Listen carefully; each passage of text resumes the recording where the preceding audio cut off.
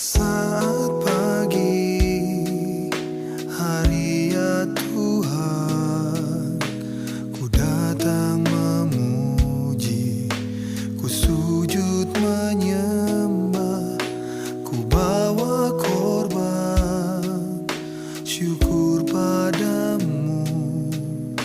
Shalom Bapak Ibu jemaat yang Tuhan Yesus berkati. Senang kembali bisa hadir di tengahmu sekalipun hanya lewat video khotbah ini. Hari ini kita akan kembali belajar memahami arti pertobatan kita yang sesungguhnya. Dari kitab Kolose pasal 2 ayat 6 dan 7. 2 minggu berturut-turut kita telah belajar, dan hari ini pun masih dari 2 ayat yang sama. Saya minta Bapak Ibu semua buka dalam Kolose pasal yang kedua, pada ayat yang ke-6, pada ayat yang ke-7. Saya akan membacakan buat Bapak Ibu semua. Kamu telah menerima Kristus Yesus Tuhan kita. Karena itu hendaklah hidupmu di dalam Dia. Hendaklah kamu berakar di dalam Dia, dibangun di atas Dia. Hendaklah kamu bertambah teguh dalam iman yang telah diajarkan kepadamu, dan hendaklah hatimu melimpah dengan syukur.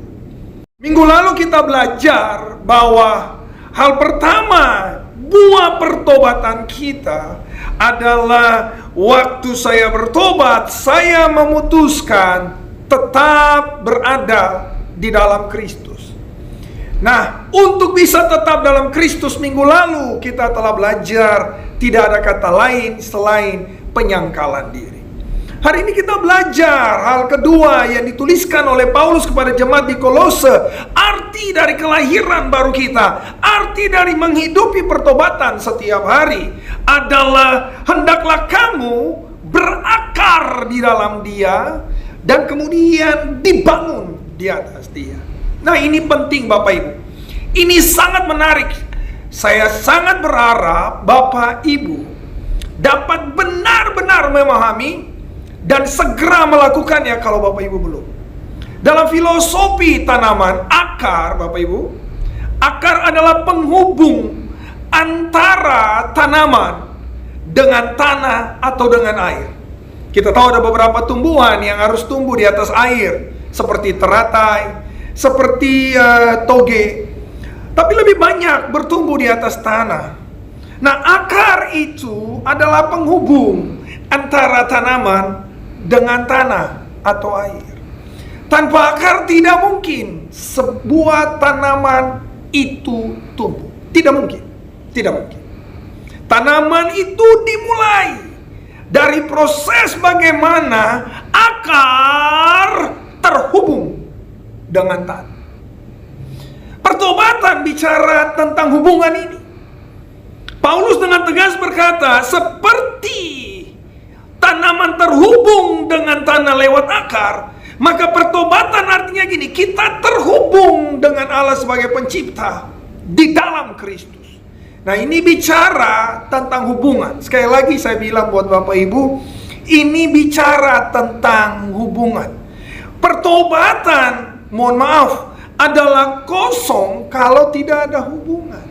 Nah, banyak orang kan seperti statement closing kemarin saya bilang apa? Pertobatan itu bukan sejarah. Jadi tidak peduli Bapak Ibu sudah 5 tahun, 10 tahun, 20 tahun lahir baru. Kalau hari ini Bapak Ibu tidak punya hubungan dengan Tuhan Yesus, maka sesungguhnya pertobatan Bapak Ibu tinggal sejarah. Dan itu tidak ada arti apa-apa. Karena sekali lagi kekristenan kita meyakini bahwa pertobatan itu anugerah, dan pertobatan itu juga harus dikerjakan dengan takut dan gentar. Jadi kekristenan bicara tentang hubungan dengan Tuhan.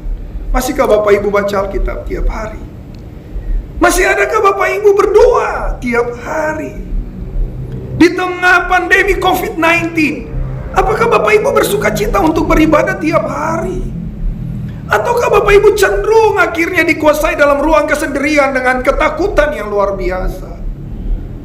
Masih adakah Bapak Ibu menyembah hari-hari ini? Atau lebih banyak Bapak Ibu menghabiskan waktu di depan televisi, mendengar segala kabar-kabari, daripada berlama-lama dengan Tuhan dalam hadirat-Nya? Hal-hal yang sederhana ini Bapak Ibu sudah tahu, tapi lebih banyak kita tidak melakukannya. Nah, pertobatan itu bicara tentang hubungan seperti akar dengan tanah. Demikianlah pertobatan itu, saya dan Bapak Ibu dengan Tuhan Yesus harus terhubung tiap hari. Kemudian Paulus melanjutkan ini, bukan hanya berakar di dalam Kristus, tapi bertumbuh di atas Kristus. Luar biasa. Matius 5 ayat 14 Alkitab berkata gini, kamu adalah terang dunia. Jadi pertobatan juga harus dapat dilihat oleh banyak orang. Karena itu 2 minggu lalu saya bilang, bicara tentang pertobatan tidak bisa bilang, ya Tuhan tahu saya punya hati. Tidak bisa. Bertumbuh di atas Kristus. Perubahan hidup saya dan Bapak Ibu harus dapat dilihat oleh semua orang. Kita adalah terang dunia. Begitu orang lihat saya, orang lihat Kristus. Begitu orang lihat saya, orang memuliakan Kristus. Karena itu pertobatan adalah saat kita bertumbuh di atas Kristus. Kalau biji durian kita tanam, pasti buah durian yang kita nikmati. Kalau buah rambutan kita tanam, ya pohon rambutan kita tanam, kita akan menikmati buah rambutan. Kalau kita bertumbuh di atas Kristus, maka orang akan lihat Kristus. Orang akan melihat, oh ini yang namanya Tuhan Yesus Kristus. Jadi Bapak Ibu, ini bicara tentang bagaimana hidupnya membawa pengaruh kerajaan sorga. Saya, Bapak Ibu, adalah terang dunia. Di tengah pandemi COVID-19 ini, mari buktikan hidup kita terang.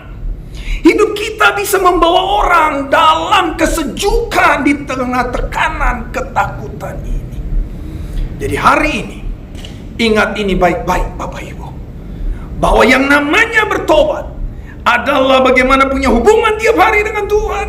Dan hidup yang dapat dinilai oleh setiap orang, bahwa saya, bahwa Bapak Ibu, kita sungguh-sungguh bertobat. Ingat ini baik-baik. Jangan bangga dengan masa lalumu. Jangan terpuruk karena masa lalumu. Hidup adalah proses untuk berjalan, untuk berlari ke depan. Paulus berkata, aku lupakan semua yang ada di belakangku, dan aku berlari menuju mengejar apa yang ada di hadapanku. Tuhan menolong, mari kita terus bertumbuh, berakar di dalam Kristus, dan dibangun di atas Kristus. Tuhan memberkati.